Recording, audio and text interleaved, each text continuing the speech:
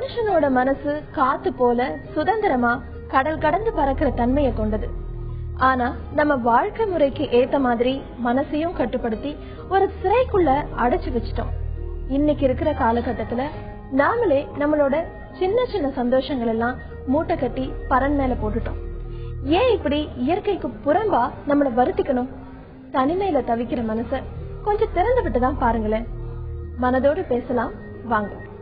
தொடர்பு கொள்ள 0463632994 30427777. இன்னைக்கு நம்மோட மனதோடு பேச மனநல மருத்துவர்கள் வெங்கடேஷ் மற்றும் ஷீலா வந்திருக்காங்க. வணக்கம் டாக்டர், இந்த நிகழ்ச்சிக்கு வந்ததுக்கு ரொம்ப நன்றி.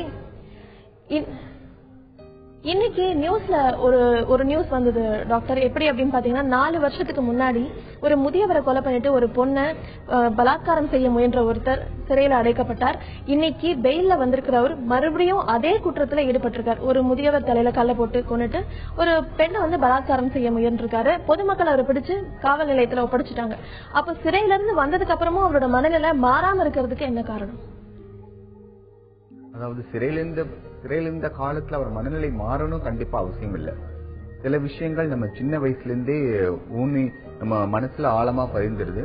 சோ நமக்கு அது பர்சனாலிட்டியா மாறுது. அதாவது என்னுடைய குணாதிசயங்களா மாறுது. குணாதிசயங்களை முழுமையாக வைத்தியம் பண்ணியோ இல்ல பெரிய கவுன்சிலிங் கொடுத்தோ மாற்றுவது என்பது கஷ்டம். சோ இந்த மாதிரி தப்புகள் நடக்காம இருக்குதுன்னா முதல்ல சின்ன வயசுல இருந்தே மாரல் வேல்யூ சொல்லி வளர்க்கணும். கண்டிப்பா இது நல்லது, இது கெட்டது அப்படின்னு சொல்லி வளர்க்க நம்ம இந்த மாதிரியான பண்புகள் வளராம இருக்கும். அதுதான் ரொம்ப முக்கியம். அதனால அந்த காலத்து ஒரு கதை கூட சொல்லுவாங்க இல்லையா, ஒரு சின்ன பையன் ஒரு பென்சில் திருடிட்டு வருவான், அவங்க அம்மா தண்டிக்க மாட்டாங்க. சோ அந்த தண்டனை கொடுக்காத அம்மா அவனுக்கு என்ன நினைச்சுக்குவான், இது கரெக்ட் நினைச்சு அவன் பெரிய பிள்ளான பிறகு பெரிய தப்பு பண்றான். சோ என்வாரன்மெண்டலா சில சமயம் நம்ம சில தப்புகளை சுட்டி காட்டி குழந்தைங்களை வளர்த்தோம்னா இந்த மாதிரியான பண்புகள் வராம இருக்கிறதுக்கான சான்சஸ் அதிகம். Thank you doctor. நம்ம மனதோட பேசலாம்ல மேகமலையில இருந்து செல்வி தொடர்புல இருக்காங்க. வணக்கம் செல்வி. வணக்கங்க. என்ன விஷயத்த நீங்க பகிர்ந்துக்க விரும்புறீங்க மனதோட பேசலாம்ல? நாங்க கொஞ்ச நாளைக்கு முன்னாடி வேற பிசினஸ் பண்ணிட்டு இருந்தாங்க திருப்பூர்ல. சரி. இப்போ அது வேண்டாம்னு இங்க நாங்க அந்த மேகமலையில செட்டில் ஆகி தோட்டத்துல ஒரு மாடு இது வச்சு வளர்த்துக்கிட்டு இருக்கோம். இது எனக்கு பிடிக்காம அங்க போய் மறுபடியும் நம்ம பண்ண வேலையே பண்ணா என்ன அப்படின்றது எங்க வீட்டுக்காரர் அதுக்கு ஒத்து வர மாட்டேங்கிறாரு. இது எனக்கு மனசு அப்பா அம்மா வீட்டுல இருக்கோம். தம்பிங்க எல்லாம் ஒரு தம்பில 1000 அப்படி இப்படின்னு இருக்காங்க. அவங்க தோட்டத்திலேயே நாங்க வீடு போட்டு இருக்கோம். அவங்க ஒரு சில வார்த்தைகள் பேசும்போது எனக்கு மனசு கஷ்டமாவும் கொஞ்சம் நல்லாவே இருந்தோம். திருப்பூர்ல வீடு எல்லாம் வாங்கி நல்லா ஓரளவுக்கு எங்க அளவுக்கு வசதி வாய்ப்பா இருந்தோம். முருகு போட்டு கடைகள்ல சப்ளை பண்ணிக்கிட்டு எங்களால முடிஞ்ச வரைக்கும் வேலை பார்த்துக்கிட்டு இருந்தோம். அது இங்க இருக்கிறது எனக்கு அங்க உடம்பு சரியில்லாம அடிக்கடி மனசுக்கும் கஷ்டமா ஒரு சைக்காட்டிக் டாக்டர் பார்த்துட்டு இருந்தேன். எங்க வீட்டுக்காரர் நிறைய குடிப்பாரு. அவருக்கும் ட்ரீட்மெண்ட் பண்ணி அப்புறம் கொஞ்சம் நல்லாகி இங்க அவர் ரொம்ப சண்டை போட்டுக்கிட்டே இருக்காரு. நமக்கும் உடல் நல குறைவா இருக்கு. காலில் வெறிக்கும் ஆபரேஷன் பண்ணேன், கர்ப்பப்பை ஆபரேஷன் பண்ணேன். சரி நம்ம ஊர்ல போய் செட்டில் ஆயிடலான்னு வந்தேன். இங்க வந்த இடத்துல எனக்கு இங்க இருக்கவே பிடிக்க மாட்டேங்குது சார். அங்கதான் போகணும். நம்ம பிசினஸ் பார்த்தா என்ன, நம்ம பிள்ளைங்க எல்லாம் வர்றதுக்கு இவங்க ஒரு சில மாதிரி இவங்க பேசுறது இது பண்றதெல்லாம் என் மனசுக்கு வருத்தத்தை உண்டு பண்ணுது. நம்ம தனியா நம்ம சுயமா இருந்தோம்னா இவங்க தோட்டத்துல நம்ம இருக்கிறதுனால தானே இப்படி எல்லாம் பேசுறாங்க அப்படின்னு தோணுது. தம்பிக்கே அவர் போய் கார் ஓட்டுறாரு, அவருக்கு ஒரு சம்பளம் போட்டு கொடுக்குறாங்க. அதுவெல்லாம் எனக்கு பிடிக்காம மனசுக்கு கஷ்டமா இருக்குது சார். போயிடலாமேன்னு தோணுது. இது எந்த முடிவு சரியா இருக்குங்க சார்? இங்கேயே இருக்கலாங்களா அல்லது ஊருக்கு போய் நான் அங்க போனா எங்களால மறுபடியும் பிசினஸ் பண்ண முடியும், அதை பண்ணலாமா அப்படின்னு தோணுதுங்க சார். இதுக்கு என்ன தீர்வு நம்ம டாக்டர்கிட்ட கேட்கலாமா? டாக்டர் வெங்கடேஷ் நீங்க சொல்லுங்க. இவங்க சொன்னபடி பார்த்தா இவங்க வாழ்க்கையில 2 பிரச்சனை மெயினா இருக்கு. முதல்ல இவங்களுக்கு கணவனுடைய குடிப்பழக்கம். அந்த குடிப்பழக்கத்துக்கு முதல்ல இவங்க வைத்தியம் பண்ணி அதுக்கு அவரை சரியா பண்ணாதான் அவரால இவங்க குடும்பத்துக்கு சப்போர்ட் பண்ண முடியும். இப்போது இவங்களுக்கு சப்போர்ட் பண்றது என்பது இவங்களுடைய குடும்பம் மட்டும்தான். அதனாலதான் அவங்க அங்கிருந்து இங்க வாழ்ந்துட்டு இருக்காங்க இல்லையா. என்ன இந்த செல்வியம்மா என்ன பண்ணணும்னா, மனம் என்பது ஒரு குரங்கு மாதிரி, அங்க இருக்கும்போது இதை பார்த்து சந்தோஷப்படும், இங்க இருக்கும்போது அங்க பார்த்து சந்தோஷப்படும். அதான் அக்கறைக்கு இக்கரை பட்சம் சொல்லுவோம். நம்ம மனசு சந்தோஷம் இருக்கிற இடத்தை பொறுத்து இல்ல, நம்ம மனசை பொறுத்து இருக்குது. எங்க இருந்தாலும் சந்தோஷம் என்பது நான் நினைச்சா என்னால உண்டாக்கிக்க முடியும். இங்க வந்து உங்க கணவர் நல்லா இருக்காரு, உங்களால ஓரளவுக்கு ஒரு வேலை பாக்குறாரு, அட்லீஸ்ட் உங்களும் உங்க குடும்ப நிலையை உங்களால கொண்டு போக முடியும்னா எங்க இருந்தாலும் ஒண்ணுதாம்மா. அங்க இருக்கணும் இங்க இருக்கணும் கண்டிப்பாக இல்லவே இல்லை. எங்க இருந்தாலும் சந்தோஷம் என் மனநிலையில் உள்ளது. செல்வி, டாக்டர் சொன்ன மாதிரி உங்க மனசை நீங்க எங்க இருந்தாலும் சந்தோஷமா வச்சுக்கிட்டீங்கன்னா உங்க கவலை இல்லாம நீங்க இப்ப இருக்கிற இடத்துலயே சந்தோஷமா உங்க வாழ்க்கையை லீட் பண்ணலாம். அடுத்ததா கிருஷ்ணகிரியிலிருந்து சபரிநாதன் நம்ம கூட தொடர்புல இருக்காரு. வணக்கம் சபரிநாதன், மனதோட பேசலாம்ல, நீங்க எதை பகிர்ந்துக்க விரும்புறீங்க? Good afternoon madam. சொல்லுங்க சபரிநாதன். மேடம், 2 விஷயம் நான் கேட்கணும்னு விருப்பப்படுறேன். ஒண்ணு வந்து பாத்தீங்கன்னா, இப்ப சின்ன வயசு மீன்ஸ் ஒரு லெவல் ஒரு காலேஜ் முடிச்ச பின்னாடி நான் வந்து பிசினஸ் ஆம்பிஷனோட தான் இருக்கேன். புரியல சபரிநாதன், கொஞ்சம் விளக்கமா சொல்றீங்களா? காலேஜ் முடிச்ச அப்புறமா என்னோட ஸ்டடிஸ் முடிச்ச பின்னாடி நான் வந்து பிசினஸ் பண்ணணும்ன்ற ஆம்பிஷனோட தான் இருந்துட்டு இருந்தேன். சரி. அதுக்கப்புறம் வந்து வேலைக்கு ஜாயின் பண்ணிட்டு இப்ப ஒரு 7 இயர்ஸ் ஒர்க் பண்ணிட்டு இருக்கேன். சரிங்க. இப்ப ஏதாவது ஒரு பிசினஸ் ஸ்டார்ட் பண்ணலாம்னு சொல்லிட்டு எல்லாமே இனிஷியேட் பண்ணிடுறேன். பட் ரொம்ப பாசிட்டிவிட்டியாவும் ஸ்டார்ட் பண்ணிடுறேன். பட் ஸ்டார்ட் பண்ண பின்னாடி நெகட்டிவிட்டியாவே தான் நிறைய யோசிக்கிறேன். வேற இப்ப வந்து பாத்தீங்கன்னா என்னோட வேலையிலயும் கொஞ்சம் பிரச்சனை. இப்ப தெளிவா ஒரு முடிவு எடுத்து அந்த பிசினஸ் பண்ணணும் அப்படின்னு நம்ம நினைச்சா கூட நிறைய நெகட்டிவிட்டிஸ் தான் தோணுது. பாசிட்டிவிட்டியா நம்ம ஸ்டார்ட் பண்ணிட்டேன். ஆனா நெகட்டிவிட்டி தான் நிறைய வருது. ஒருவேளை இப்படி போச்சுன்னா வீட்டு இதை யாரு பாத்துப்பாங்க, பினான்சியலா நமக்கு சப்போர்ட் இல்லை, இந்த மாதிரி விஷயங்கள் தான் வந்து பயமுறுத்துற மாதிரி ஒரு ஃபீல் வருது. வேற ஈவன் தோ நான் என்னோட பிசினஸ் அந்த செக்டார்லயும் நான் கான்பிடண்டா தான் இருக்கேன். நான் ஜெயிப்பேன்ற ஒரு நம்பிக்கை இருக்கு. பட் இந்த மாதிரி நெகட்டிவிட்டி நிறைய வந்து பிரச்சனை பண்ணுது. இது ஒரு விஷயம். 2வது விஷயம் வந்து பாத்தீங்கன்னா, உடம்பு ரீதியா ஏதோ ஒரு சின்ன ஃபீவர்னா கூட பெரிய லெவலுக்கு யோசிக்க சொல்லுது. அந்த ஃபீவர் கியூர் ஆயிடுச்சுன்னா அதுக்கப்புறம் அதை பத்தி நான் கண்டுக்கிறதே கிடையாது. இல்ல ஒரு சின்ன அடிப்பட்டா கூட இது வேற பெருசாயிடுமா அப்படின்னு சொல்லிட்டு ஃபீல் பண்றோம். அதுக்கப்புறம் அந்த சரியாயிடுச்சுன்னா நான் என்னுடைய வேலையை பார்க்க ஆரம்பிச்சிடுறேன். இதுதான் மேஜர். இந்த 2 பிரச்சனை தான் எனக்கு இருக்கு மேடம். இதுக்கு ஒரு தீர்வு கிடைக்குமான்னு தான் நான் போன் பண்ணேன். கண்டிப்பா உங்க பிரச்சனைக்கு ஒரு தீர்வு கிடைக்கும். டாக்டர் ஷீலா, இப்ப இவருக்கு வந்து அந்த நெகட்டிவ் தாட்ஸ் இருக்குன்னு சொல்றாரு இல்லையா, அதுக்கு வந்து அவர் என்ன மாதிரி அவரோட மனசு மாதிரி வந்து ஒரு கொஸ்டின் கேட்கணும். வேலை செய்யும் போதும் அந்த நெகட்டிவ் தாட்ஸ் இருந்ததா? இல்லையா, நான் பத்தாதான் இன்ன வரைக்கும் எந்த ஒரு நெகட்டிவிட்டியும் எனக்கு வந்தது இல்ல. வேலையில இருந்த போதும் அந்த நெகட்டிவ் தாட்ஸ் இருந்ததா, இல்ல பிசினஸ் போனா மட்டும் தான் வருதா? இல்ல, இப்ப நான் வேலை போற சிச்சுவேஷன்ல நான் பிசினஸ் பத்தி எனக்கு பிசினஸ் ஐடியா இருந்தாலும் இப்ப நான் அந்த பிசினஸ்ன்ற ட்ராக்ல நான் என்டர் ஆக போறேன். சோ இப்ப நான் அந்த நெகட்டிவிட்டி நிறைய ஆகுது. வேலையை பொறுத்த வரைக்கும் நான் வந்து நல்லா தான் பண்ணிட்டு இருக்கேன். இன்னைக்கு வரைக்கும் எந்த பிரச்சனையும் கிடையாது. பட் பிசினஸ் இந்த மாதிரி ஒரு போகும்போது ஒரு பினான்சியல் பயங்கள் வந்து பின்னாடி நிறைய இருக்குது. அது ஒரு பிரச்சனையா இருந்தாலும் நல்ல பாசிட்டிவிட்டியா ஸ்டார்ட் பண்ணலாம்னு நினைச்சு பண்றேன். ஆனா நெகட்டிவிட்டியா தான் திங்க் பண்றேன் நிறைய. நீங்க வந்து நெகட்டிவ் தாட்ஸ்னா உங்க ஃபேமிலி சப்போஸ் வந்து பிசினஸ்ல வந்து ஒரு ஸ்டாண்டர்டா ஒரு இன்கம் வந்து வராது, அது மாதிரி நீங்க ஃபீல் பண்ணலாம். ஏன்னா நீங்க வேலைக்கு போகும்போது ஒரு ஸ்டாண்டர்டா ஒரு மந்த்லி ஒரு இன்கம் வந்துட்டு இருக்கும். ஆனா இந்த பிசினஸ்ல அந்த மாதிரி ஒரு பாசிபிலிட்டி இல்லாததுனால நீங்க முன்னாடியே ஒரு பிளான் பண்ணிக்கலாம். மாசம் மாசம் ஒரு அமௌண்ட் வந்து சேர்த்து வச்சுக்கணும், ஃபேமிலிக்கு சேர்த்து வச்சுக்கணும், அது மாதிரி பிளான் பண்ணலாம். பிசினஸ்ல என்னெல்லாம் வந்து இது வரும், உங்களுக்கு கஷ்டங்கள் வரும், அது எப்படி மேனேஜ் பண்ணும், இதெல்லாம் முன்கூட்டியே நீங்க வந்து ஒரு பாசிட்டிவா அதுல இருக்கிறதெல்லாம் நீங்க திங்க் பண்ண ஆரம்பிச்சாலே இந்த நெகட்டிவ் தாட்ஸ் எல்லாம் கொஞ்சம் கொஞ்சமா இறங்கிடும் உங்களுக்கு. அத மாதிரி திங்க் பண்ணுங்க. பிசினஸ்ல வந்து எப்படி இம்ப்ரூவ் பண்ணலாம், இப்படி ஆச்சுன்னா அதுல இருந்து எப்படி வெளியில வருது, இது மாதிரி முன்கூட்டியே நீங்க பிளான் பண்ணி வச்சிருந்தீங்கன்னா சில விஷயங்கள்லாம் நீங்க எதிர்கொள்றதுக்கு ஈஸியா இருக்கும். சபரிநாதன், நீங்க டாக்டர் சொன்ன மாதிரி உங்க தாட்ஸை வந்து பாசிட்டிவா மாத்திக்கிட்டீங்கன்னா இந்த நெகட்டிவ் தாட்ஸ் எல்லாம் கொஞ்சம் கொஞ்சமா போயிடும். அதை பத்தி நீங்க வருத்தப்பட தேவையில்லை. அடுத்ததா நம்ம மனதோடு பேசலாம்ல, சென்னையில இருந்து சந்திரசேகர் தொடர்புல இருக்காரு. வணக்கம் சந்திரசேகர். வணக்கம்மா. நான் வந்து ஒரு ஏசி பசங்க, கொஞ்சம் ஹெல்பிங் டெண்டன்சி மனசுல நிறைய இருக்கு. அதுல கொஞ்சம் ஒரு 2 பசங்களோட ஒரு 30 இயர்ஸ் லேடிஸோட கொஞ்சம் மூவ் பண்ண ஆரம்பிச்சேன். அவங்க வந்து தவறான வழியில போறாங்க. என்ன இது மாதிரிலாம் பண்றீங்களே, நான் அவங்களுக்கு அட்வைஸ் பண்ணா என்ன பண்றது அங்கிள், போகக்கூடாதுன்னு நினைக்கிறோம், நான் இது மாதிரி ஆயிடுச்சு அப்படின்னு சொல்றாங்க. அதனால என் தாட்ஸும் வந்து பேடா போகுது.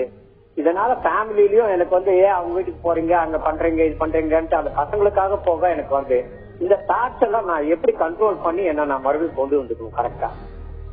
கண்டிப்பா உங்க தாட்ஸ் நீங்க கண்ட்ரோல் பண்ணிக்க முடியும். அதுக்கான தீர்வை நம்ம கேட்கலாம். டாக்டர் வெங்கடேஷ், நீங்க சொல்லுங்க. இல்ல, அவர் என்ன கவலைப்படுறாரு, அவங்க வீட்டுக்கு போக கூடாதுன்னு நினைக்கிறாரா இல்ல ஹெல்ப் பண்றது தப்பா நினைக்கிறாரா? அவங்க வந்து ஒரு பேட் கேரக்டர் உள்ள கேர்ள்ஸ். ஓகே. அவங்க வந்து எனக்கு தெரியாது, நல்ல ஜோகலா பழகுறாங்கன்ட்டு நான் அவங்க பசங்களுக்கு ஹெல்ப் பண்றதுக்கு அது மாதிரிலாம் போகும்போது அவங்கள பார்த்தா அவங்க வந்து போற நடத்தையே சரியில்லை.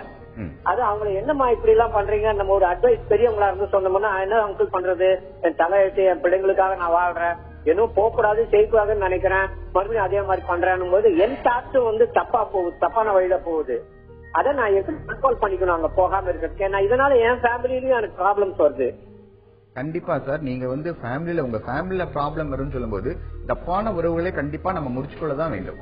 இதுல வந்து இல்ல டாக்டர், போக கூடாதுன்னு ஒரு அடமெண்டா ஒரு 1 வீக் இருந்தா ஆட்டோமேட்டிக்கா ஒரு கார்பரேஷன் துப்பத்தொட்டி வண்டி எடுத்து போய் அந்த இடத்துல நிக்குமோ அது மாதிரி போயிடுது டாக்டர். கண்டிப்பா மனநிலை எப்போதுமே நீங்க கொஞ்சம் கண்ட்ரோல் பண்றது கொஞ்சம் கஷ்டமான விஷயம் தான். இந்த மாதிரி விஷயங்களுக்கு நீங்க என்ன பண்ணுங்க, வேற ஏதாவது டைவர்ட் பண்ணீங்கன்னா அந்த நீங்க யூஸ்வலா போரிங் டைம் நீங்க சொல்றீங்களா, வயசாயிடுச்சனால உங்களுக்கு வேலைகள் ரொம்ப இருக்காதனால நம்ம போரிங் டைம்ல தான் இந்த மாதிரி தாட்ஸ் அதிகமா வரும். நீங்க என்ன பண்ணுங்க, இந்த மாதிரி எண்ணங்கள் வரதை டைவர்ட் பண்ண ஆரம்பிச்சீங்கனாலே கண்டிப்பா போக விடாம கண்டிப்பா பண்ணிடலாம். கண்டிப்பா நீங்க பழக்கம் ரொம்ப நாள் இருந்ததுனால கண்டிப்பா மனசு கண்டிப்பா போகத்தான் சொல்லும். ஏன்னா இது ஒரு அடிக்ஷன் மாதிரி ஆயிருக்கும். சோ இல்ல அடிக்ஷன் மாதிரி இருக்கிறத நம்ம வேற வழி இல்ல, ரெட் லைட் எரிந்தா ஸ்டாப் பண்ணித்தான் ஆகணும். அதே மாதிரி அடிக்ஷன்ஸ்க்கு வந்து வைத்தியம் நம்ம மனசுல இருக்கு, போக வேண்டாம் என்ற நிலையை கண்ட்ரோல் பண்ணித்தான் ஆக வேண்டும் தவிர வேற வழி இல்ல. அப்படி இல்லைன்னா உங்க குடும்பத்துல பிரச்சனை வரத்தானே செய்யும். மனைவி மக்கள் உங்களை தப்பா தான் நினைப்பாங்க. பனைமரத்திலிருந்து நான் பால் குடிக்கிறேன்னு சொன்னாலும் ஊர் உலகம் நம்பாது அது. அதனால நான் என் குடும்ப சூழ்நிலைக்குள்ளதான் என்னுடைய லிமிடேஷன்ஸ்குள்ளதான் நான் வாழ்ந்தாகணும். அதனால கண்ட்ரோல் பண்ணித்தான் சார் ஆகணும். இது வந்து வைத்தியம் பண்ணிலாம் பெருசா குறைக்க முடியாது. சம்டைம்ஸ் உங்களுக்கு முடியவில்லை என்றால் நீங்க கண்டிப்பா ஒரு சைக்காட்ரி டாக்டரை பார்க்க வேண்டியது இருக்கிறது பெட்டர். வணக்கம் பிரியா.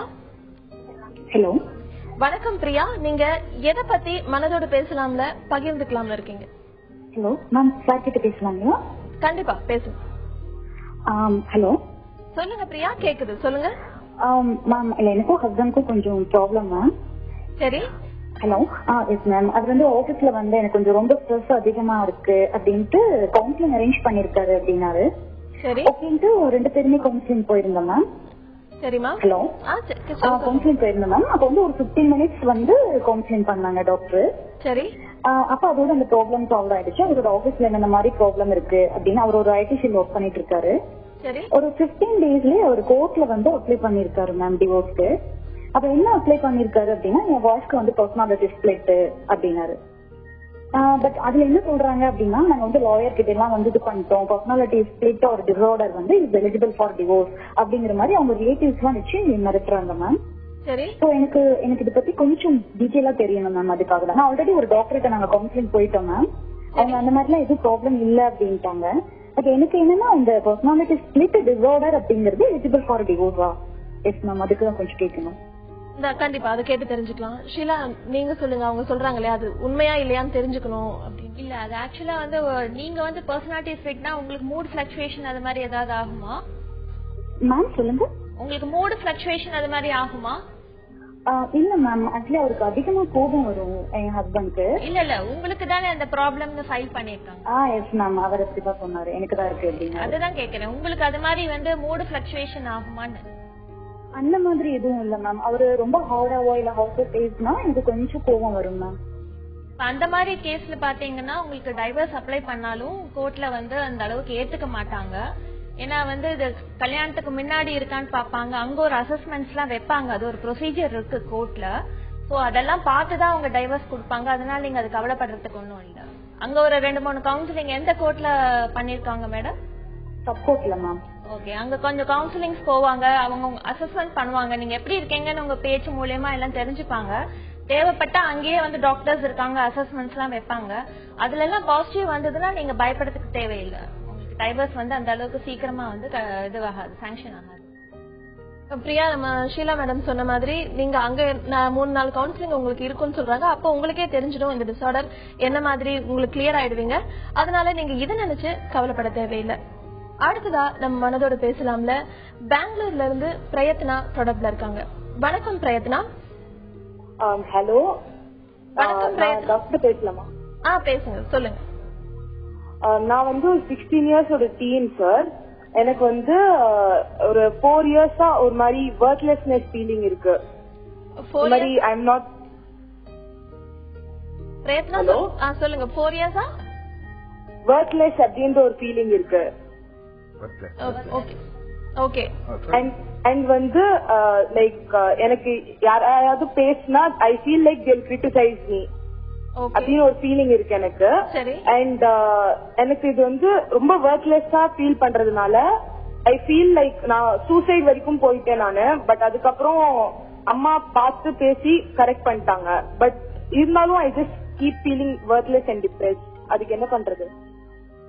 நம்ம டாக்டர்கிட்ட கேட்கலாம் பிரயத்னா. டாக்டர் வெங்கடேஷ், நீங்க நான் சொல்லபடி பார்த்தா நீங்க உங்களுக்கு ஒர்க்லெஸ்னஸ் அண்ட் சூசைட் ஐடியா அப்படி அடிக்கடி 4 இயர்ஸா இருக்குன்னா இது மேஜர் உங்களுக்கு வேற ஏதாவது டிப்ரெஷன் தவிர பைபோலார் டிசார்டர் ஒன்னு சொல்லுவோம். இந்த பைபோலார் டிசார்டர்ல தான் இந்த மாதிரி அடிக்கடி ஒர்க்லெஸ் ஃபீலிங் சூசைட் ஐடியாஸ் அடிக்கடி வரும். சோ நீங்க சைக்காட்ரி டாக்டரை கண்டிப்பா பார்க்க வேண்டியது இருக்கு. ஏன்னா 4 இயர்ஸ் என்பது ஒரு நாள் 2 நாள் இல்ல, it's long course, chronic course. So நீங்க கொஞ்ச நாளைக்கு வைத்தியங்கள் தொடர்ந்து பண்ணீங்கன்னா கண்டிப்பா இந்த ஒர்க்லெஸ் ஃபீலிங்கும் சோசியல் ஐடியாவும் குறையும். பிளஸ் சைக்கோதெரபி ஏதாவது பண்ணிக்கலாம். சோ நீங்க பார்க்க வேண்டியது psychiatric plus continuous treatment. Prayatna, doctor சொன்ன மாதிரி நீங்க ஒரு நல்ல மனநல மருத்துவரை அணுகுனீங்கனாலே உங்களுடைய பிரச்சனைக்கு தீர்வு கிடைச்சிடும். டாக்டர் இப்ப சில பேர் அவங்களே சொல்றாங்க இல்லையா, எனக்கு வந்து இந்த டிசார்டர் இருக்குமோ அப்படின்னு அவங்களே கேக்குறாங்க. அப்படி அவங்களுக்கே தோன்றதுக்கு என்ன காரணம்? இல்ல இந்த மாதிரி இப்ப இவங்க மேடத்துல பேசினா கூட சொன்னார்ல, எனக்கு ஃபீவர் வந்தா எனக்கு வேற ஏதோ பெரிய வியாதி தான் இருக்கும் அப்படின்னு சொல்றோம் இல்லையா. we called as illness phobia, hypochondriacal. இதெல்லாம் என்னுடைய உடம்புல ஏதாவது ப்ராப்ளம் இருந்தா நான் பெருசளவா நினைச்சுக்கேன். இது ஆன்சைட்டி டிசார்டருடைய ஒரு வெளிப்பாடு தான். சின்ன வயசுல இருந்தே அவங்களுடைய வளர்ந்த முறையில எல்லாத்தையுமே நெகட்டிவா பாக்குறது, சின்ன விஷயத்தையும் பெரிய விஷயமா பாக்குறது, இல்ல அவங்க குடும்பத்துல யாரோ அம்மா அப்பா யாரோ ரொம்ப ஆன்சியஸா இருக்கிறது, இந்த மாதிரி உள்ளவங்களுக்கு இந்த மாதிரி ஆன்சைட்டி டிசார்டர் வர சான்சஸ் அதிகமா இருக்கும். அவங்க இதுக்கு வைத்தியமும் மாத்திரையும் மூலமும் பண்ணிக்கலாம்.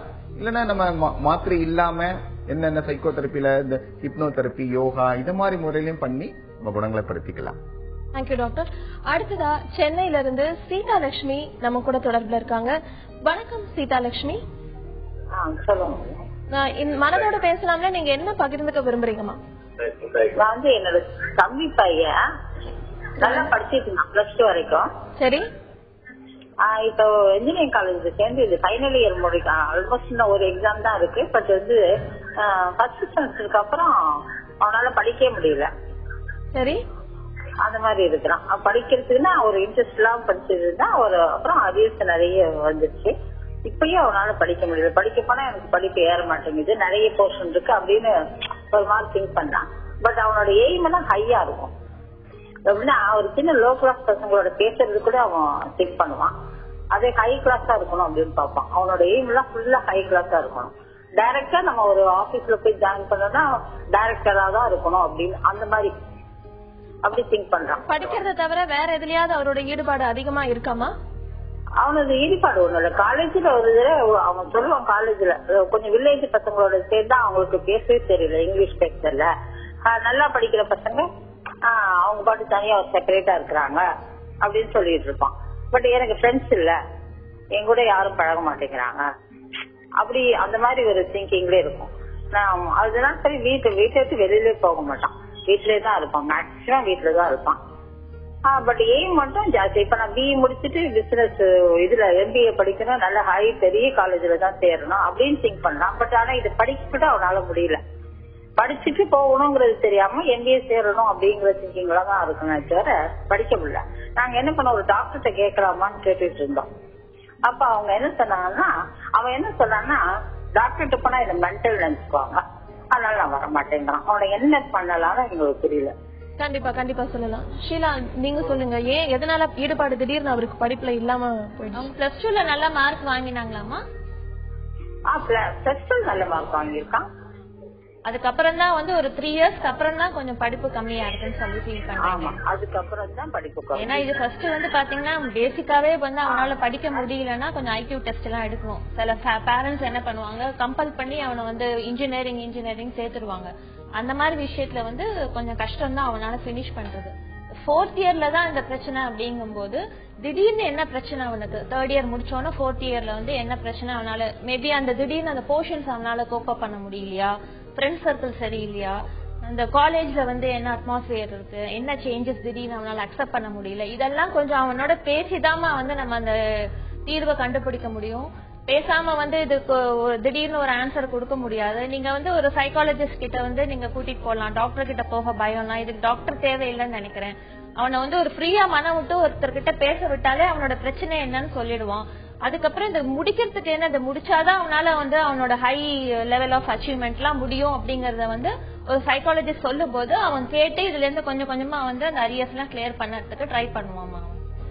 சீதாலட்சுமி, ஷீலா மேம் சொன்ன மாதிரி நீங்க உங்க தம்பி பையன் கிட்ட நல்லா மனசு விட்டு பேசுங்க. அவரோட பிரச்சனை என்ன அப்படிங்கறத நீங்க உங்ககிட்ட ஷேர் பண்ணிக்க சொல்லுங்க. அப்பவே அவரோட ஆர்வம் எங்க இருக்கு அப்படின்றது உங்களுக்கு தெரிஞ்சிடும். இதுக்காக நீங்க கவலைப்பட தேவையில்லை. அடுத்ததா சென்னையில இருந்து அருண் மனதோட பேசலாம்னு தொடர்புல இருக்காரு. வணக்கம் அருண். வணக்கம் மேடம். நீங்க எதை பத்தி பகிர்ந்துக்க விரும்புறீங்க அருண்? எனக்கு ஏஜ் 33 மேடம். சரி, மேரிட் ஆயிடுச்சு. பட் ஒரு 5 இயர்ஸ் பேக் எனக்கு பிளட் பிரஷர் இருக்குன்னு டாக்டர் வேற ஒரு காலத்துல போயிருந்தப்ப கண்டுபிடிச்சாங்க, உனக்கு பிபி இருக்கு அப்படின்னு சொல்லி. அப்போ ஃபர்தரா வந்து அவங்க வந்து ஜெனரல் மெடிசன்னால கார்டியாலஜிஸ்டுக்கு கால் பண்ணி செக் பண்ணிக்கோங்க, சில டெஸ்ட் எல்லாம் எடுத்துட்டு ப்ராப்ளம் இருக்காங்கன்னு பார்த்துட்டு அதுக்கேற்ற மாதிரி செக் பண்ணிங்கன்னு சொன்னாங்க. அது நான் சரியாக முறையை ஃபாலோ பண்ணல. அவங்க ஜஸ்ட் கார்டியாலஜிஸ்ட் போயிட்டு அவங்க எடுக்க சொன்ன டெஸ்ட் எல்லாம் எடுக்காம ஜஸ்ட் அவங்க கொடுத்த ஒரு மாத்திரையா 4 வருஷம் போட்டேன். இப்போ பர்ஃபெக்டா ஒரு கார்டியாலஜியை பார்த்து ஒரு மாத்திரை போறேன். பட் என்ன ப்ராப்ளம் என்னன்னா, நானே இப்ப இடையில அந்த நானே ஹார்ட் ப்ராப்ளம் இருக்குன்னு நினைச்சு நானே போய் செல்ஃபா டெஸ்ட் எடுத்துக்கிறது லேப்ல அது மாரி பண்ணிட்டு இருந்தேன். இப்போ மேரேஜ் ஆகி இப்போ எனக்கு வந்து ரொம்ப என்னோட அன்றாட வாழ்க்கையை பாதிக்க அளவுக்கு போயிடுச்சு. என்னன்னா மயக்கம் வர்றது மாதிரி இருக்கிறது, அது வந்து மயக்கம் வருது, நான் வெளியிலே போக முடியல, அப்படியே வீட்லயே இருக்கேன், முடங்கி கிடக்குறேன், தலை சுத்துற மாதிரி இருக்குது, ஹைட் ஆனா பயம் வந்துடுறது.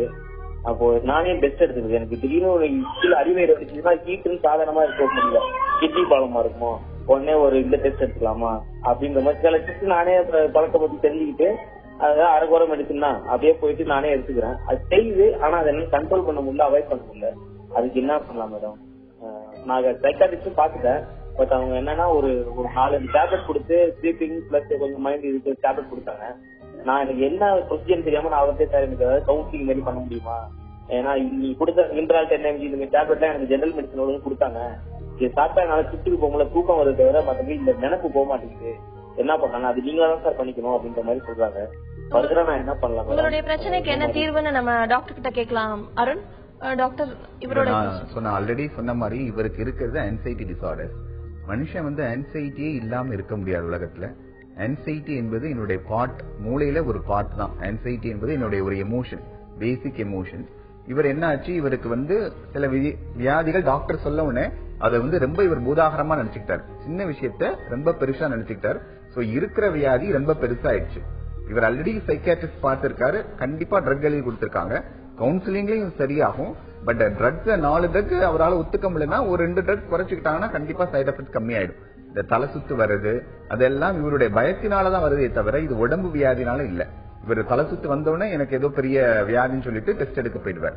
ஆல்ரெடி சொன்ன இது ஹைப்போகாண்ட்ரியாக்கல் வியாதி, தன் உடம்புல உள்ள வியாதியை பெருசா நினைச்சுக்கிறது. இது வந்து கண்டிப்பா சைக்காட்ரில கண்டிப்பான ட்ரீட்மெண்ட் இருக்கு. கண்டிப்பா சைக்காட்ரி டாக்டர் 4 ட்ரக் எடுத்து கொடுத்தா டாக்டர்கிட்ட போய் சொல்லுங்க, மருந்து மூலமாவும் குணப்படுத்திக்கலாம், சைக்கோ தெரப்பி அதை கவுன்சிலிங் அவர் சொல்ல முடியாது, அது மூலமாவும் குணப்படுத்தலாம்.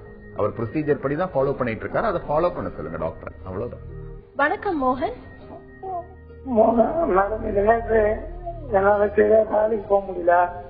வெளியே போனா ரயில்வே ஸ்டேஷன் போனா ஒரு பயம். அதே மாதிரி சைக்காலஜி டாக்டர் போய் பார்த்தேன். இந்த கீழ்பாக்காடு போய் பார்த்தேன் மேடம். 2 மாசமா ட்ரீட்மெண்ட் எடுத்துக்கிறேன், மாத்திரை போட்டுக்கிறேன். வெளியே போன வேலை செஞ்சா பக்கத்துல கிட்ட நின்று பேசினா ஒரு பயப்படுவேன். அப்படியே கொஞ்சம் கை காலம் உதறும், வேலை செய்யறதுக்கு பயப்படுவேன். ஆனா நான் பெயிண்ட் வேலைக்கு போறேன் மேடம். ஃப்ரெண்ட்ஸும் ஒரு பேசுறதுக்கு பயப்படுவேன். அப்படியே கொஞ்சம் சின்ன சின்ன சைக்காலஜி டாக்டர் கிட்ட நான் போறேன் மேடம். அது மருந்து சொல்லிடுறாங்க, அது ட்ரீட்மெண்ட் டெய்லி மாத்திரை காலையில மத்தியானம் நாங்களும் போட்டுருக்கேன் மேடம். மாத்திரைகள் எல்லாம் சாப்பிட்டும் உங்களுடைய பயம் வந்து அப்படியே இருக்கு இல்லையா? அது தீர்றதுக்கு என்னன்னு? ஆமா மேடம், 2 மாசமா போட்டுருக்கேன் மேடம். சரி, நம்ம அது என்னன்றதை நம்ம டாக்டர் கிட்ட கேட்கலாம். டாக்டர் வெங்கடேஷ், இப்ப அவர் மருந்து மாத்திரைகள் எடுத்தும் அவருடைய பயம் வந்து அப்படியே இருக்கு அப்படின்னு சொல்றாரு, அது எதனால? இல்ல, இவருக்கு வந்து வெளியில வந்து பயம் என்ற காரணம் சொல்றாரு தவிர முதல்ல இவருடைய வியாதியினுடைய இது என்னன்னு தெரியல. அதாவது இவர் சொல்றது வந்து வெறும் மனப்பதட்ட மாதிரி சொல்றாரு. சில சமயம் சந்தேக வியாதி பக்கத்துல வந்தா நமக்கு யாராவது ஏதோ பண்ணிடுவாங்களோ என்ற சந்தேகம் இருந்தா கூட மனப்பதட்டம் வரும். சோ முதல்ல இவருடைய வியாதியினுடைய தாக்கம் என்னன்னு தெரியல. வெளிப்படை ஆன்சைட்டின்னு சொல்றாரே தவிர உள்ளுக்குள்ள வேற ஏதாவது வியாதிகள் இருக்கலாம். சோ 2 மாசம் தான் வைத்தியம் என்பது. ஒவ்வொரு நோய்க்கும் அதனுடைய காலத்துக்கு வைத்தியம் பண்ணும் இல்லையா. ஒரு நோய்க்கு ஃபார் எக்ஸாம்பிள் பிபி இன்னைக்கு இருக்குன்னா நாளைக்கு உடனே சரியாயிடாது. அட்லீஸ்ட் ஒரு 1 வீக் ஆகும் சரியா இருக்கு. அதே மாதிரி இந்த மாதிரி வியாதிகளுக்கும் அதனுடைய கோர்ஸ் அது ஒரு அட்லீஸ்ட் ஒரு 4 மாசம் 5 மாசம் 6 மாசமாவது ஆகும். அதுக்கப்புறம் தான் நல்ல படிப்படியா தான் குறையுமே தவிர எடுத்த உடனே பாராசிட்டமால் போட்டு 650 ஃபீவர் நான் இன்னைக்கு குறைஞ்சிச்சு அப்படின்னு சொல்லிட முடியாது. அதனால அருண் அவருக்கு வெயிட் பண்ணி தான் கொஞ்ச நாள் பார்க்கணும். அந்த வெயிட் பண்ணி மாத்திரை போட்டும் சரியாகலன்னா அவர் கொஞ்சம் வேற இடத்துல பார்த்துட்டு வேற ஏதாவது வியாதி இருக்கான்னு அவர் பாத்துக்கிறது ரொம்ப நல்லது. மோகன், டாக்டர் சொன்ன அறிவுரைகளை கேட்டு நடந்தீங்கன்னா உங்களுடைய இந்த குழப்பம் இந்த பயம் எல்லாமே தீந்துடும். அடுத்ததா சென்னையில இருந்து ராணி தொடர்புல இருக்காங்க. வணக்கம் ராணி. ஹலோ. வணக்கம் மேடம். வணக்கம் மேடம். வணக்கம் மேடம். சொல்லுங்க, நீங்க எதை பகிர்ந்துக்க விரும்புறீங்க? எனக்கு மனசுல கொஞ்சம் கஷ்டம் ரொம்ப. எனக்கு ஒரு பையனும் ஒரு பொண்ணு இருக்காங்க. அவங்க 2 பேருக்கு மேரேஜ் ஆயிடுச்சு. சரிமா. லாஸ்ட் இயர் ஆகஸ்ட்ல இருந்து நான் மனநல டாக்டர் கிட்ட போய் பார்த்துட்டு டேப்லெட் சாப்பிட்டுட்டு இருந்தேன். சரி. ஒரு 5 மந்த்ஸ் சாப்பிட்டேன். அதுக்கப்புறம் நிறுத்திட்டேன். இப்ப திரும்ப அதே மாதிரி எனக்கு வந்துருக்கு. அதே மாதிரி மனசுல கஷ்டம். அவங்களை திட்டுறேன். நான் தனியா லோன்லியா இருக்கிறேன் வீட்டுல. அதனால அவங்க சும்மா போன்ல பண்ணி அவங்க திட்டுறேன். அவங்க என்ன கவனிக்கல அப்படி இப்படின்னு சொல்லி பேசிட்டு இருக்கேன்.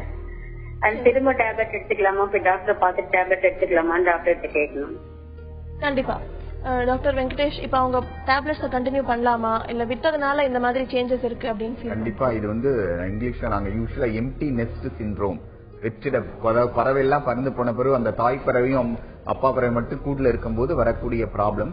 கண்டிப்பா அவங்க அம்மா சொல்ற மாதிரி வெறும் டிப்ரெஷன் இல்ல, இவங்க அதுக்கு மேலேயும் இருக்குது கொஞ்சம். ஏன்னா கோவப்படுறாங்க, திட்டுறாங்க. அதனால கண்டிப்பா சைக்கியாட்ரி டாக்டரை பார்த்து பழையபடி மருந்து எடுத்துக்கலாம். மருந்து எடுத்துக்க தப்பே இல்லை, பயப்படவும் தேவையில்லை.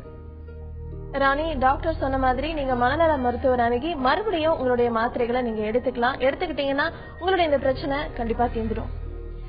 இப்போ பொதுவாவே எல்லாருக்குமே இந்த குழந்தைகள் தன்னை விட்டு போயிட்டாங்கன்னா இல்லனா ஹஸ்பண்ட் பிரிஞ்சுட்டாங்க அந்த மாதிரி இருக்கும்போது மத்த எல்லா வசதிகளும் இருக்கும் போதும் ஒரு இன்செக்யூர் ஃபீலிங் வருது இல்ல மேம், அது என்ன காரணத்தினால அது வருது? ஜெனரலி லேடிஸ் பாத்தீங்கன்னா இவங்க இதுவே எடுத்துக்கோங்களேன், கல்யாணம் இவங்களுக்கு மேபி ஒரு 50 இயர்ஸ் இருக்கும். இவ்வளவு நாள் ஹவுஸ் ஒய்ஃபா இருந்திருப்பாங்க. திடீர்னு ஒரு வேலைக்கும் போக முடியாது. இருந்தது பசங்களை கவனிக்கிறது, அந்த ரொட்டீன்லயே அவங்க லைஃப் போயிருக்கும், ஹஸ்பண்ட கவனிக்கிறது. இப்ப அவங்களுக்கு ஏஜ் வேற, மெனோபாஸ் டைம் இதெல்லாமும் இருக்கலாம். இதெல்லாம் ஒரு அடிஷனல் காஸா இருக்கும். நாலு ஃபுல்லா நீங்க அவங்க என்ன பண்ணுவாங்க? ஹஸ்பண்ட ஆபீஸ் காமிச்சிட்டாங்கன்னா எவ்வளவுதான் வேலை பண்ண முடியும், எவ்வளவுதான் டிவி பார்க்க முடியும். அவங்க ஒரு என்கேஜ் பண்ணி வச்சுக்கணும். அவங்களுக்கு ஒண்ணு இப்ப அவங்களுக்கே தெரியுது, மத்தவங்களை தொந்தரவு பண்ணும்போது கூட இருக்கிறவங்களும் கஷ்டப்படுறாங்க. அதனால கொஞ்ச நாள் பொண்ணு கிட்ட போய் இருந்துட்டு வரலாம், பையன் கிட்ட போய் இருந்துட்டு வரலாம், அவங்கள கொஞ்ச நாள் இங்க வர சொல்லலாம். இது மாதிரி ஒரு சேஞ்ச் ஆஃப் லைஃப்ல இருக்கும்போதுதான் அவங்க இதை கோப்பப் பண்ண முடியும். அவங்களுக்கும் ஒரு ஆக்டிவிட்டி வச்சுக்கணும், ஒரு குரூப் வச்சுக்கணும். இல்ல பக்கத்துல கோவில், ஹிந்துனா ஒரு கோவில் போலாம்.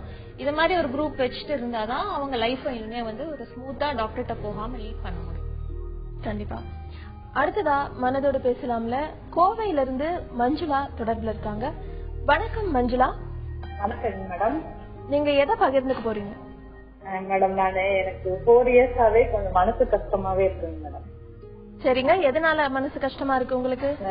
எங்க வீட்டுல அவர் வேற லேடியோட போயிட்டாங்க மேடம். எனக்கு 2 குழந்தைங்க.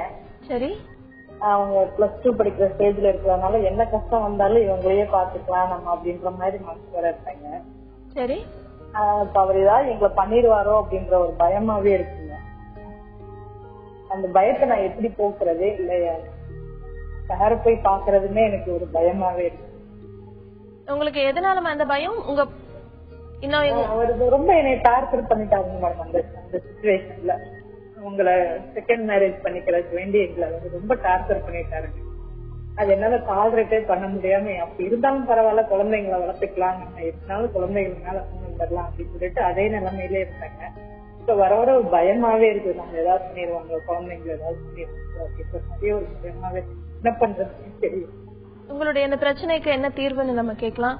ஷீலா, நீங்க சொல்லுங்க. அவங்களுக்கு இப்போ இன்னும் அந்த பயம், அவங்க ஹஸ்பண்ட் ஏதாவது பண்ணிடுவாரோ அப்படின்ற பயம் இருக்குன்னு சொல்றாங்க. லீகலா பிரிஞ்சுட்டீங்களாமா? நீங்க டைவர்ஸ் வாங்கிட்டீங்க? லீகலா பிரியவே இல்லைங்க. குழந்தைங்களோட அதுல எதுவும் சிக்கல் இல்லைங்க. முன்னாடி மாதிரி இப்ப பிரச்சனை எல்லாம் அவர் பண்றது இல்லைங்க. நீங்க ஏதாவது பைசா கேட்டிருக்கீங்களா நீங்க தெரியும் போது? இல்லைங்க, எதுவுமே கேட்கலைங்க. நான் அப்படியே குழந்தைங்கள வளர்த்து குழந்தைங்களோட ஃபியூச்சருக்கு வேண்டிய நம்ம எப்படி இருக்கலாம் அப்படின்ற மாதிரியே நினைச்சிட்டாங்க. என்ன மாதிரி டார்ச்சர், ஏன் டார்ச்சர் பண்றாரு? குடிப்பாரா அவரு? குடிக்கிறது இல்லைங்க, அந்த செகண்ட் மேரேஜ் பண்ணணும் அப்படின்ற மாதிரி அவரு ரொம்ப டார்ச்சர். நீங்க செகண்ட் மேரேஜ்க்கு வந்து ஒத்துட்டீங்களா? இப்ப ஒரு செகண்ட் மேரேஜ் ஒத்துக்க முடியாதுன்னு சொல்லிட்டாங்க மேடம். அவரு எங்க கூடயும் இல்லைங்க, டைவர்ஸும் பண்ணலைங்க. நான் பண்ண விடக்கூடாதுன்ற மாதிரி இருக்காங்க. குழந்தைங்களுக்கு வேண்டி நம்ம இருக்கணும், இருந்தானங்க ரெண்டு பேருக்கு தானே மேடம் பொறுப்பு இருக்கு. அதுதான் அவரு மேபி உங்ககிட்ட டைவர்ஸ்னால வந்து அந்த பிரச்சனையை கொடுக்கலாம். ஒரு விஷயம் தெரிஞ்சுக்கோங்கம்மா, நீங்க வந்து இந்த பிரச்சனையிலேயே ஃபுல்லா இருக்கணுங்கிறது கிடையாது. நீங்க ஒரு இதுல இருந்து நீங்க வந்து மனம் திருந்தி அவருக்கு வந்து டைவர்ஸ் கேக்குறாருன்னா, ஏதாவது ஒரு பண உதவி பண்றாருன்னா அந்த விஷயத்துல வந்து ஹெல்ப் பண்ணும்போது நீங்க டைவர்ஸ் கொடுத்து நீங்களும் நிம்மதியா இருக்கலாம், அவரும் நிம்மதியா இருக்கலாம். ஒருத்தரை கம்பல் பண்ணி வந்து நீ என்னோட வாழுன்னு சொல்ல முடியாதுமா இந்த கல்யாண வாழ்க்கையில. அதனால நீங்க ஒரு டெசிஷன் எடுங்க. இல்ல இந்த பயத்திலேயே இருக்க போறீங்களா, இல்ல இதுக்கு ஒரு முடிவு வந்து நம்ம பாத்துடலாம் அப்படிங்கிற வந்து ரெண்டு முடிவுல ஏதாவது ஒரு முடிவு எடுங்க. பசங்களை நீங்க தைரியமா வளர்த்திக்கலாம்ல, அதுக்கப்புறம் இந்த பிரச்சனை இருக்காதே. அந்த ப்ராப்ளம் இல்லைங்க மேடம். அவரால நம்மளுக்கு ஏதாவது பிரச்சனை வந்துருமோ, பொண்ணு வேற இருக்குங்க மேடம். அதனாலதான் கொஞ்சம் பயமாவே இருக்கு. அதாம்மா நீங்க வந்து அவரோட பிரச்சனை என்னன்னா, அந்த சைடு அவரோட பிரச்சனை என்னவா இருக்கும்னா, நீங்க டைவர்ஸ் கொடுத்தாதான் நான் இன்னொரு கல்யாணம் பண்ணிக்க முடியுங்கிறதுனால தான் உங்களை டார்ச்சர் பண்றாரு அவரு. நீங்க எடுக்கிற டெசிஷன்ல தான் இருக்கு. நீங்க இது கண்டுக்காம பேசாம விட்டுறலாம், ஏதாவது ஒரு பினான்சியலி ஹெல்ப் பண்றாருன்னா. இல்ல இது லீகலா போய் பண்ணணும்னா அதை பண்ணிட்டு நீங்க இந்த பிரச்சனையில இருந்து பர்மனண்டா வெளியில வந்துருங்க. நீங்க உங்க பசங்களை வந்து வளர்த்துறது இதுல வந்து கவனம் செலுத்துங்க. மஞ்சுளா, நம்ம ஷீலா மேம் சொன்ன மாதிரி நீங்க ஒரு தீர்மானம், ஒரு முடிவு எடுத்துருங்க. அதுக்கப்புறமா உங்களுடைய இந்த எந்த பிரச்சனையுமே இருக்காது. டாக்டர், இப்போ சில பேர் நம்ம காலர்ஸ்ல கேட்டாங்க, எனக்கு மனநல மருத்துவர் கிட்ட போகணுமா, மனநல ஆலோசகர் பாக்கணுமா அப்படின்னு எனக்கு தெரியல அப்படின்னு ஒரு கன்ஃபியூஷன் வருது. அவங்க வந்து அவங்களுடைய எந்த யார அணுகுனா அவங்களுக்கு கரெக்டா இருக்கும், அவங்களோட ப்ராப்ளம் என்னன்னு ஃபர்ஸ்ட் ஆஃப் ஆல் அவங்க தெரிஞ்சுக்கணும். சோ ஃபர்ஸ்ட் யார்கிட்ட போய் அவங்க வந்து அணுகுனா கரெக்டா இருக்கும்? நானா இருந்தா, நான் டாக்டரா இருக்கறனால நான் மனநல மருத்துவர்னு சொல்லுவேன். அவங்கள கேட்டா மனநல ஆலோசகர்னு சொல்லுவாங்க. பட் என்னன்னா, மனவியாதி என்பது கம்யூனிட்டில வந்து யூஸ்வலாவே என்னன்னா, ஏதோ இது மட்டும் தனியான வியாதியா எல்லாம் ட்ரீட் பண்றாங்க. Psychology problem or psychiatric problem வந்து மெடிக்கல் டிசீஸா பாக்குறது இல்ல. Psychiatry also a branch of medical field அப்படின்னு மனநிலை வரணும். எப்படி நான் வந்து எல்லாம் சந்தோஷப்பட்டுக்கிறாங்க, நான் ஒரு BP patient, hypertension patient சொல்லிக்கிற மாதிரி என்னைக்கு சைக்காட்ரிக் ப்ராப்ளத்துக்கும் மனிதர்கள் சொல்றாங்களோ அன்னைக்கு தான் இந்த ஸ்டிக்மா மறைஞ்சு கண்டிப்பா சைக்காட்ரி டாக்டரை வந்து நார்மலா பார்க்க வேண்டிய சைக்காலஜியோ நார்மலா பார்ப்பாங்க. இது சைக்காட்ரி சைக்காலஜி என்பது அதனுடைய உட்பிரிவுகள் தான் முதல்ல. அதை முதல்ல புரிஞ்சுக்கணும் மக்கள். நான் கவுன்சிலர்கிட்ட போனேன், சைக்காட்ரி டாக்டர் போனேன், அது இம்பார்ட்டன்ட் இல்ல. யார்ட்டனாலும் முதல்ல ஒரு தீர்வுக்கு போகணும் கண்டிப்பா. அதுக்கப்புறம் சைக்காலஜி தேவைப்பட்டா சைக்காட்ரி அனுப்ப போறாங்களே, சைக்காட்ரி அவங்க தேவைப்பட்டா சைக்காலஜிஸ்ட் அனுப்ப போறாங்க. அது இம்பார்ட்டன்ட் இல்ல. பட் மக்கள் மனவியாதியும் மற்ற வியாதி மாதிரி ஒரு சாதாரண வியாதின்னு முதல்ல புரிஞ்சுக்கணும். Thank you doctor. தொடர்ந்து நம்ம மனதோடு பேசலாம்ல. கன்னியாகுமரியிலிருந்து மணிகண்டன் தொடர்புல இருக்காரு. வணக்கம் மணிகண்டன். சார் வணக்கம். சொல்லுங்க மணிகண்டன். மேடம், நான் வந்து கல்யாணம் ஆனவன். ஹலோ. சொல்லுங்க. நான் வந்து திருமணம் முடிச்சவன் தான். ஆனா இன்னொரு ஆளு ஒரு பொண்ண கூட கொஞ்சம் வருஷமா பேச்சிருந்து போன்ல. உங்களுடைய பிரச்சனை என்னன்னு கொஞ்சம் தெளிவா சொல்ல முடியுமா? சரியா புரியல மணிகண்டன். ஆமா மேடம், அப்படின்னா நான் இன்னொரு பெண்ணிட்ட பேசிட்டு இருந்தேன், இன்னொரு ஆளுதோ ஒரு ஒய்ஃபு கூட. சரி சொல்லுங்க. அப்ப ரெண்டு பேருக்குள்ள மனக்குழப்பம் ஆகி ரெண்டு பேரும் பிரிஞ்சோம். இப்ப எனக்கு கொஞ்சம் ஒரு மாதிரி மனசுக்கு ஒரு மாதிரி பாரம் மாதிரி இருக்குது. சரி, அதுக்கு என்ன தீர்வுன்னு கேட்கலாம்.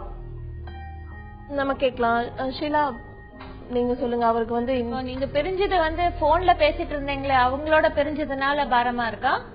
ஆமா ஆமா, அவர்கிட்ட நான் பிரிஞ்சு வந்தாச்சு. பிரிஞ்சு எந்த ஒரு கான்டாக்டும் இல்லாத ஒரு மாசம் மட்டும் வந்தாச்சு. ஆனா எனக்கு தூக்கம் நல்லா வராது. இப்பொழுது மனசுல அதே எண்ணமும் அதே பாரமும் ஒரு மாதிரி அப்படியே கஷ்டமா இருந்துட்டு இருக்கு. நீங்க அவங்களோட போன்ல மட்டும்தான் பேசிட்டு இருந்தீங்கன்னா இல்ல வேற ஏதாவது கான்டாக்ட் இருந்தது? இல்ல இல்ல, போன்ல மட்டும்தான் ஒரு 12 வருஷம் பேசிட்டு இருந்தது. இப்ப உங்களுக்குன்னு ஒரு குடும்பம், கல்யாணம் ஆகி வைஃப் இருக்காங்க, பசங்க இருக்காங்களா? ஆமா ஆமா. நீங்க அந்த பாரத்தை கொஞ்சம் கொஞ்சமா தான் வந்து அதுல இருந்து நீங்க வெளியில வரணும்.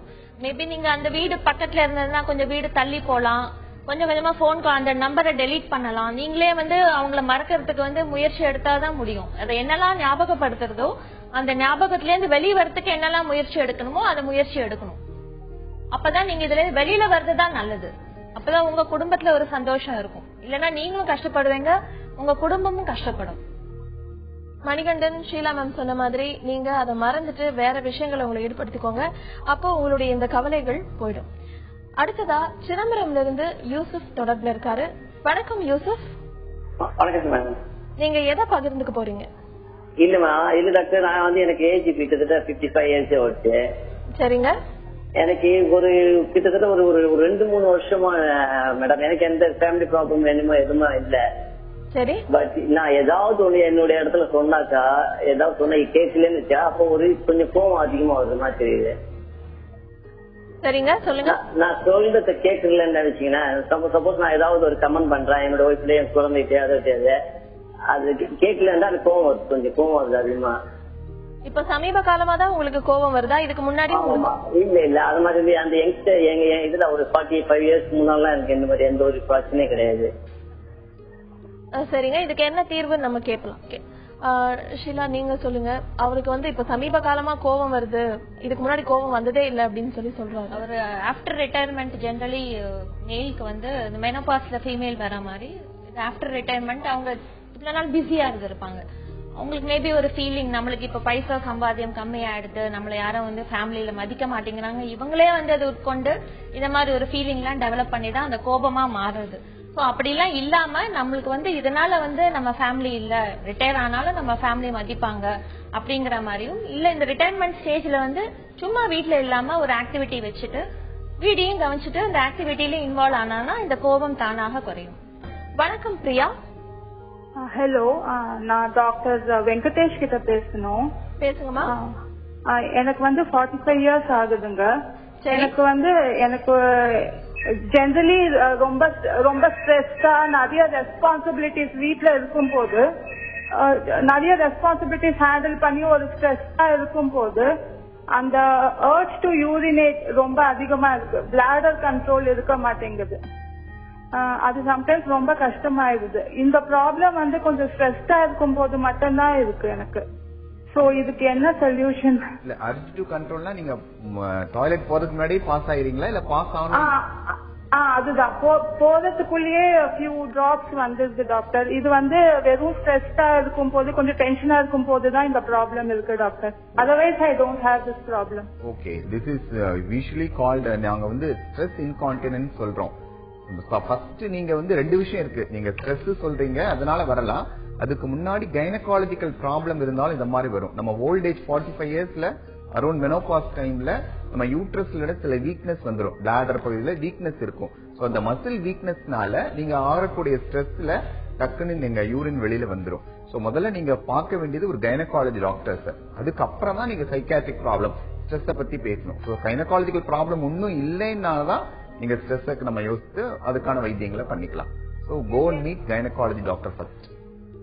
பிரியா, டாக்டர் சொன்ன மாதிரி நீங்க ஒரு மகப்பேறு மருத்துவரை முதல்ல அணுகி உங்களுடைய பிரச்சனைகளுக்கு என்ன தீர்வுன்னு பாருங்க. தொடர்ந்து நம்ம மனதோடு பேசலாம்ல பூங்கொடி தொடர்புல இருக்காங்க சென்னையில இருந்து. வணக்கம் பூங்கொடி. Hello madam. வணக்கம் மேடம். சொல்லுங்க, நீங்க எதை பகிர்ந்துக்க விரும்புறீங்க? எனக்கும் என் ஹஸ்பண்டுக்கும் கருத்து வேறுபாடு மேடம். 3 இயர்ஸ் நடந்துட்டு இருக்கு. சரி. 2 பசங்க இருக்காங்க மேடம். எனக்கு 2 பையங்க, ஒருத்தவங்க 9th ஒருத்தவங்க 7th மேடம். சரிங்கம்மா. ஒரு 12 இயர்ஸா பெரிய பையன் நான் அவ்வளோ ரொம்ப பாசமா வளர்த்தேன். ஆனா அவனே பிரிச்சு கூட்டிட்டு போயிட்டாங்க. இப்ப சின்ன பையன் என் கூட இருக்கான். ஆனா எனக்கு இப்ப என் ஹஸ்பண்ட் நான் வெளியில வந்துட்டு, ஆனா கோர்ட்ல கேஸ் நடந்துட்டு இருக்கு. ஆனா என்னுடைய பெரிய பையன் ஞாபகம் அடிக்கடி வந்துட்டே இருக்கு மேடம். ரொம்ப டார்ச்சர்டா இருக்கு, என்னால தாங்கவே முடியல, ரொம்ப கஷ்டமா இருக்குங்க மேடம். கோர்ட் ஆனா சொல்லிருக்கு, வீக் சண்டே 1 டைம் நீங்க வந்து பையனை வந்து அம்மாட்ட காட்டணும்னா, ஆனா அதையும் அவர் மதிக்க மாட்டாரு. 15,000 வந்து கோர்ட் வந்து எனக்கு கொடுக்கணும்னு சொல்லிட்டாங்க, அதையும் அவர் கொடுக்க மாட்டாரு. கோர்ட்டுடைய உத்தரவுலாம் நான் மதிக்க மாட்டேன், நீ என்ன வேணாலும் பண்ணிக்கோ அப்படின்னா ஒரு அட்வைஸ் திங்கர் பிடிச்ச மாதிரி பேசுறாரு மேடம். அதனால எனக்கு அது கூட பரவாயில்ல, என் பையனை என்கிட்ட காட்டவே மாட்டாருங்க மேடம், பெரிய பையனா. அதனால நான் ரொம்ப டெய்லி எனக்கு அந்த மன உளைச்சல் இருக்கு. சின்ன பையன் கூட இருக்கான், இருந்தாலும் எனக்கு டெய்லி நைட் ஆனா எனக்கு அவன் ஞாபகம் வந்துடுது. நான் ரொம்ப அட்டாச்மெண்டா இருப்பாங்க மேடம் பெரிய பையனோட. ஏன்னா அவன் வரைக்கும் எனக்கு குழந்தை பிறந்தப்ப அவனுடைய நடவடிக்கையில இருந்து எல்லாமே இன்னும் எனக்கு அப்படியே கண்ணு முன்னாடி இருக்குதுங்க மேடம். ஏதாச்சும் ஒரு குழந்தைய ஒரு தாய் பாத்துட்டு இருக்கும் போதெல்லாம் எனக்கு அந்த என் பையன் ஞாபகம் தான் வரும். எனக்கு அப்படியே என்ன சொல்றதுன்னே தெரியாதுங்க மேடம். அவ்வளவு கஷ்டமா இருக்கு எனக்கு. அது எப்படிதான் என்னால முடியலங்க மேடம். கண்டிப்பா என் பெரிய பையனை பாக்கணும் மேடம். அதுக்கு என்ன பண்றதுன்னு என்னால முடியல மேடம். அதுக்கு நீங்க ஏதாச்சும் ஒரு வழி சொல்லணும். கண்டிப்பா கண்டிப்பாமா. ஷீலா நீங்க சொல்லுங்க, அவங்க பையனை பாக்கணும். உங்க பெரிய பையனுக்கு வயசு என்னமா? 2001 பர்த் ஆனாங்க மேடம். இப்ப 14 இயர்ஸ் ஆகுது மேடம். 14 இயர்ஸ் போது அது தாய் கிட்ட தான் ஜெனரலி இருக்கணும்னு சொல்லுவாங்க. அந்த பையனை விருப்பப்பட்டு போனானான்னு தெரியல அப்பா கிட்ட. இல்ல மேடம், எங்க மாமனாரு சண்டை போட்டு கூட்டிட்டு போயிட்டாங்க மேடம். ஆனா என்னால முடியல. என் பையனை பார்க்க ரொம்ப என் பையனை காக்க மாட்டாங்க. இதுக்கு வழி இருக்குமா? அழாதீங்கம்மா, அதுக்கு வழி இருக்கு. நீங்க கோர்ட்டுக்கு அடுத்த வாட்டி போகும்போது கவுன்சிலிங்ல அந்த கவுன்சிலர் கிட்ட சொல்லலாம், இது மாதிரி எனக்கு பையன் என்னோட இருக்கணும்னு. அந்த பையனை கூட்டிட்டு வர சொல்லுவாங்க. பையன்கிட்டயே கேட்பாங்க, நீ யாரோட இருக்கணும், அவனோட விருப்பம் என்னன்னு கேட்பாங்க. அப்படி அவனுக்கு அங்க இருக்கிற விருப்பம் இல்லைன்னா பையன் என் அம்மாவோட தான் இருக்கணும் அப்படின்னு அவன் விருப்பப்பட்டா கோர்ட்ல அவங்க ஃபார்வர்ட் பண்ணுவாங்க. நீங்க நேர ஜட்ஜு கிட்டயும் பேசலாம். அவர் 15,000 ரூபாய் மாசம் தரத்துக்கு ஒத்துக்கலன்னு சொல்றீங்க. பட் அந்த விஷயமாவும் நீங்க பேசலாம். பேசலன்னா ஜட்ஜே டைரக்டா நீங்க பார்த்து பேசலாமா? ஒரு மனு கொடுத்தீங்கன்னா பேசலாம். அங்க இது மாதிரி குடுக்கறேன்னு ஒத்துண்டாரு, ஆனா குடுக்கலங்கிறது நீங்க தைரியமா ஹேண்டில் பண்ணுங்க. அழுதானா இதுக்கு விடுவு வராதுமா. இந்த 2 மேடம் கோர்ட்டு ஆர்டர் உத்தரவிட்டு இருக்கு மேடம். 15,000 பையனையும் எவ்ரி சண்டே நீங்க மதர்கிட்ட காமிக்கணும் அப்படின்னு கோர்ட்டு உத்தரவு பண்ணிருக்கு. ஆனா அத உத்தரவே மதிக்கவே மாட்டாரு மேடம். அதாமா, நீங்க நெக்ஸ்ட் ஹியரிங் போகும்போது நீங்க ஜட்ஜு கிட்டயே சொல்லலாம் எனக்கு மீட் பண்ணணும்னு. அவங்க அந்த ஹியரிங் எல்லாம் முடிஞ்சு இறங்கி வரும்போது அந்த ரூம்ல பார்த்து பேசுவாங்க. இது மாதிரி நீங்க 15,000 ரூபாய் கொடுக்க விரும்பி இருக்காங்க, அது கொடுக்க மாட்டேங்கிறாரு, மறுத்துட்டாரு. பையன் என்னோட இருக்கணும்னு விருப்பப்படுறேன், இல்ல நான் பையனை பார்க்க அவங்க அலோவ் பண்ணணும் மாட்டேங்கிறாங்க. இந்த விஷயம் எல்லாம் நீங்க நேரம் அங்க சொன்னாதான் ஒரு வேற ஆர்டர் அவங்க கொடுப்பாங்க. நீங்க தைரியமா அத அப்படி ப்ரொசீட் பண்ணுங்க. நீங்க உங்களுடைய ஷீலா சொன்ன மாதிரி நீங்க தைரியமா அடுத்த தடவை நீங்க போகும்போது உங்களுடைய என்னென்ன மனக்குறைகளோ அதை அங்க சொல்லுங்க கவுன்சிலர் கிட்ட. கண்டிப்பா இதுக்கு ஒரு தீர்வு கிடைக்கும். தொடர்ந்து சென்னையில இருந்து ரேவதி தொடர்புல இருக்காங்க. வணக்கம் ரேவதி. ஹலோ வணக்கங்க. சொல்லுங்க, நீங்க எதை பகிர்ந்துக்க விரும்புறீங்க? என்னோட ஹஸ்பண்ட் பயங்கரமா கோவப்படுறாருங்க. அந்த கோவம் எப்படின்னா உச்சத்துக்கு போயிடுது. எதுனா ஒரு சின்ன ஒரு பொருளை பார்த்தோம்னா தூக்கி அடிக்கிறது, ஒரு ஃபிஷ் டேங்க் இருந்தா அதை தூக்கி அடிக்கிறது. எனக்கு ஒரு குழந்தை இருக்குங்க, ஒரு 7-8 இயர்ஸ் குழந்தை இருக்கு. அந்த குழந்தை அதை பார்த்தோம்னா பயங்கரமா பயப்படுதுங்க. பயப்படும் போது என்னால அதுக்கு மேற்கொண்டு எதுவும் பேச முடியல. அந்த கோவம் அப்படியே அடுத்த நாள் தணிஞ்சிருது. தணிஞ்சோன்னா நான் கேட்கிறேன், எங்க நம்ம 2 பேரும் கை காட்டு சொல்லலாம், ப்ராப்ளம்னே தெரியல. ஏன்னா அவர் வீட்டுக்கு லேட்டா வருவாருங்க. ஜென்ரலா ஒரு 3 மணி 4 மணி தான் மார்னிங் தான் ஏர்லி மார்னிங் வருவாரு. திரும்பி 10 மணிக்கெல்லாம் திரும்பி அந்த ஆபீஸ்க்கு வருவாரு. அவங்க அண்ணன் கூட தான் அவர் பிசினஸ் சேர்ந்து பண்ணிட்டு இருக்காங்க. ஆக்சுவலி அவங்க அண்ணன் டிவோர்ஸ் ஆனவர். அதனால நைட்டு ஃபுல்லா ஒரு ஆபீஸ்லயே ஸ்டே பண்ணி அவர் வேலையே பார்த்துட்டு இருப்பாரு. நான் சொல்றேன், நம்ம ஃபேமிலி அடிச்சு நீங்க வரணும் வீட்டுக்குன்னா, இல்ல அண்ணன் தனியா இருக்காரு, நான் நீ வீட்டுல தானே இருக்கேன், உனக்கு எல்லாமே நான் பண்ணிட்டேன், நீ ஏன் என்ன எதிர்பார்க்கற? போன் பண்ணா அசிங்கமான வேர்டு என்ன போட்டு கத்துறாருங்க. முந்த நேரத்து கூட ஃபிஷ் டேங்க் தூக்கி ஒதுக்கி பீஸ் குழந்தை மேல பட்டுருச்சுங்க. 2 நாளா என் குழந்தை என்கிட்ட பேசுறது இல்லைங்க. இது பிரச்சனை என் பிரச்சனையா இல்ல அவரு பிரச்சனையா என்னன்னு எப்படி டைமோஸ் பண்றதுன்னு எனக்கு தெரியல. ஃபேமிலில கேட்டா உங்களுடைய பிரச்சனைக்கு என்ன தீர்வு அப்படின்னு நம்ம இப்ப கேட்போம். உங்க ஹஸ்பண்ட் ரொம்ப கோபப்படுறாரு, நீங்க சைக்கியாட்ரிஸ்ட் கிட்ட 2 பேரும் போலாமா வேண்டாமா இதை டாக்டர் கிட்டே நம்ம கேட்போம். டாக்டர் வெங்கடேஷ், இல்ல இவங்க ப்ராப்ளம் சொன்னதுல இருந்து இவங்ககிட்டயும் ப்ராப்ளம் இருக்கலாம், அவர்கிட்டயும் 2 பேர்ட்டையும் ப்ராப்ளம் இருக்குன்னு தோணுது. ஏன்னா இவங்க வந்தவனையே அவர்கிட்ட பிடிக்காத செயல்களை திரும்ப திரும்ப பேசிட்டே இருக்காங்கன்னு நினைக்கிறேன். எடுத்தவனே நீங்க சொன்ன மாதிரி மேடம் சொன்ன மாதிரி போர்ஸ் பண்ணி எதுவுமே நம்ம வாழ்க்கையில வர முடியாது. சில சமயம் விட்டு கொடுத்துதான் வாழ்க்கையில நம்ம ஜெயிக்க முடியும். சோ நீங்க என்ன பண்ணணுமா, முதல்ல வந்தவன அவர் எந்த நீங்க சூழ்நிலையில உங்களுக்கு கோபம் வருதுன்னு முதல்ல அனலைஸ் பண்ணுங்க. அந்த சூழ்நிலையிலிருந்து எப்படி அவாய்ட் பண்ணலாம் நீங்க நினைச்சுக்கிட்டாலே மோஸ்ட் ஆஃப் த டைம்ஸ் இந்த கோபத்தை அவர்கிட்ட நீங்க எடுத்துக்கலாம், வராம தடுத்துக்கலாம். சோ முதல்ல அந்த சூழ்நிலையில நீங்க எப்படி நடந்துக்கணும், நான் கையாளணும்னு நீங்க யோசிங்க. வந்தவுடனே நீங்க லேட் நீங்க கேட்டீங்கன்னா 2 பேரும் சண்டை போடுவீங்க, கோபம் பெருசாகும். சோ ஒருவர் கோவப்படும் போது மற்றொருவர் அந்த இடத்தை விட்டு விலகிட்டாலே கோபத்துக்கான ஃபர்தரா ப்ராக்ரஸ் ஆகாம அந்த கோபம் குறைஞ்சிடும். சோ கோபம் வராம கண்டிப்பா அவர் இருப்பாரு. ரொம்ப அந்த அளவுக்கு உடைக்கிற அளவுக்கு கோவம் வருதுன்னா கண்டிப்பா நீங்க ஒரு சைக்காட்ரியில ஒரு ஒப்பீனியன் வாங்குறது தப்பு ஒண்ணு இல்ல. 2 பேரும் சேர்ந்து போய் ஒரு ஒப்பீனியன் வாங்கிக்கலாம். ரேவதி, டாக்டர் சொன்ன அறிவுரைகளை கேட்டீங்கன்னா உங்களுடைய இந்த பிரச்சனை கண்டிப்பா தீர்ந்துடும். தொடர்ந்து ஆரணியில இருந்து அருள் மனதோடு பேசலாம்ல தொடர்புல இருக்காரு. வணக்கம் அருள். மேடம் வணக்கம் மேடம். நீங்க எதை பகிர்ந்துக்க விரும்புறீங்க? மேடம் என்னுடைய பிசினஸ் வந்து லாஸ் ஆயிடுச்சு மேடம். ஹலோ சொல்லுங்க. அதை பத்தி வேற வேலைக்கு போக முடியாத மன அழுத்தமா இருக்கு. வேற எந்த வேலைக்கு போனாலும் செய்ய பிடிக்கல மேடம். அது என்ன தீர்வு கேட்கலான்ட்டு போன் பண்ணிருந்தோம். சரி, நம்ம டாக்டர் கிட்ட ஷீலா நீங்க சொல்லுங்க. அவருடைய பிரச்சனை லாஸ் ஆச்சுன்னு சொல்றீங்க. இப்ப வீட்டுல இருக்கிறதுனால வந்து இதுக்கு ஒரு தீர்வு கண்டுபிடிச்ச முடியுமா? நீங்க அதுக்கு நெக்ஸ்ட் ஸ்டெப் நீங்க பாக்கணும். லைஃப ஓட்டணும்ல, பணம் இருந்தாதான் ஓட்ட முடியும். சோ நீங்க அது பிசினஸே மறுபடியும் வேற பிசினஸா ஸ்டார்ட் பண்ணணுமா, இல்ல வேலைக்கு போக முடியுமா? டெம்பரரியா எங்கேயாவது வேலைக்கு போங்க. இன்னும் நீங்க சும்மா இருந்தீங்கன்னா இன்னும் வந்து மனம் ஒரு குரங்கு தான். வேற ஏதாவது திங்க் பண்ணுவீங்க, வேற மாதிரி ஒரு கெட்ட ஹேபிட் ஆகும், இல்ல வேற சவகாச ஃப்ரெண்ட் சர்க்கிள் வந்து சரியா இருக்காது. அதனால முதல்ல ஒரு வேலைக்கு போங்க. டெய்லி வந்து ஒரு சாப்பிடறதுக்கு உள்ள ஒரு செலவுக்கு வர வேண்டிய இன்கம் எப்படி ஜெனரேட் பண்ண முடியும்னு பாருங்க. கூட டைம் இருக்கும்போது நெக்ஸ்ட் பிசினஸ் எப்படி பண்ணலாங்கிறதையும் நீங்க திங்க் பண்ணலாம். ஒரு வாட்டி தப்பு பண்ணிட்டா எகெயின் மறுபடியும் பிசினஸ்ல லாஸ் ஆகுங்கிற மாதிரி ஒரு எண்ணம் வர வேண்டாம்.